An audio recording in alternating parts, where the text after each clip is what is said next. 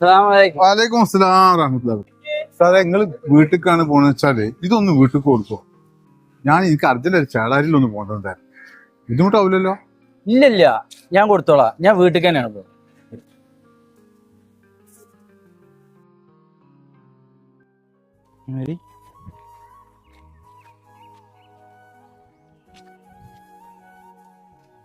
ഞാൻ വിചാരിച്ചത് ഫസ്റ്റ് കല്ലാണെന്ന്. ഇത് അധികം പൊട്ടുകല്ലാണല്ലോ.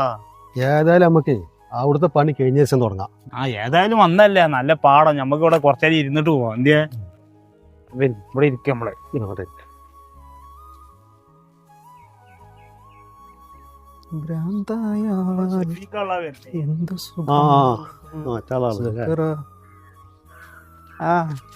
എന്തിപ്പോ ഇവിടെ തന്നെ ഇരുന്ന് നിങ്ങൾ കണ്ടാളോ? ഒന്നുമില്ല, പണി കഴിഞ്ഞപ്പോ വന്നിങ്ങനെ ഇരുന്നതാ. അല്ല, വാട്ടർ ഷോടെ ബ്രേക്കിനായപ്പോളേ വണ്ടി വർക്ക്ഷോപ്പിൽ ഇട്ടതാണ്. അപ്പൊ ഞാനിങ്ങനെ വെറുതെ ഇങ്ങനെ പാടം കാണാൻ വേണ്ടിട്ട് ഇറങ്ങിയതാ. ഞാൻ ഇവിടെ ഉണ്ട് ട്ടാ.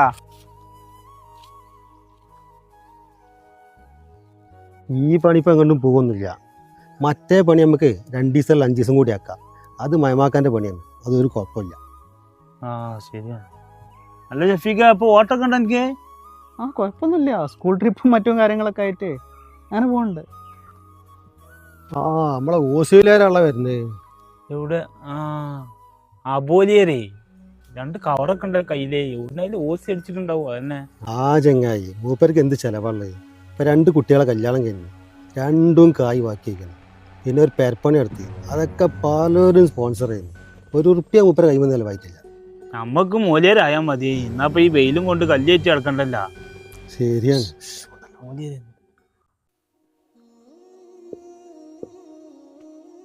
അസ്സലാമലൈക്കും. വാലൈക്കും അസ്സലാം. അല്ല, എന്തിപ്പോ രണ്ടാളും കൂടി ഇവിടെ ഇരുന്ന്? ഒന്നുമില്ല.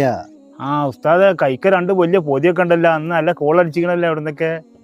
നിങ്ങളോട് ചോദിച്ചത് എനിക്ക് മനസ്സിലായി.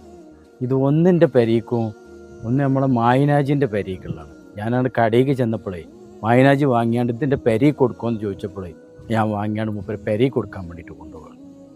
നാസറാക്ക, നിങ്ങൾ അവിടെയും ഇവിടെ നമ്മളെ പറ്റി ഇങ്ങനെ കുറ്റം പറയുന്നുണ്ട് എന്നുള്ളത് നമ്മൾ അറിയാഞ്ഞിട്ടല്ല.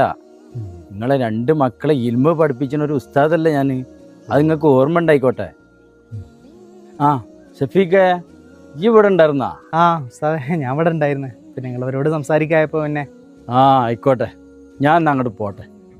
ആയിക്കോട്ടെ സാർ, കാണാം.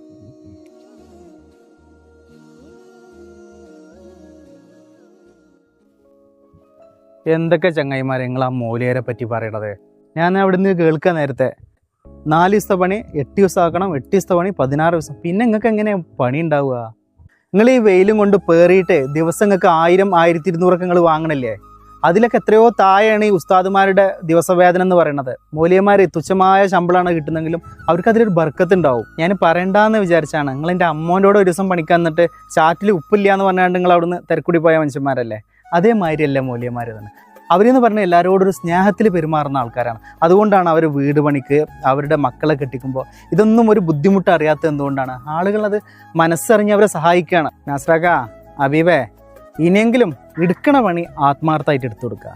പിന്നെ അനാവശ്യമായിട്ടും മറ്റുള്ള ആൾക്കാരെ കുറ്റം പറഞ്ഞിട്ട് എന്ത് നേട്ടമാണ് നമുക്കുള്ളത്? നമ്മൾ കേസിലാവാൻ വേണ്ടിയിട്ട് പ്രയത്നിക്കുക. ഇത്ര പറയാനുള്ളൂ ഇതിലൊക്കെ.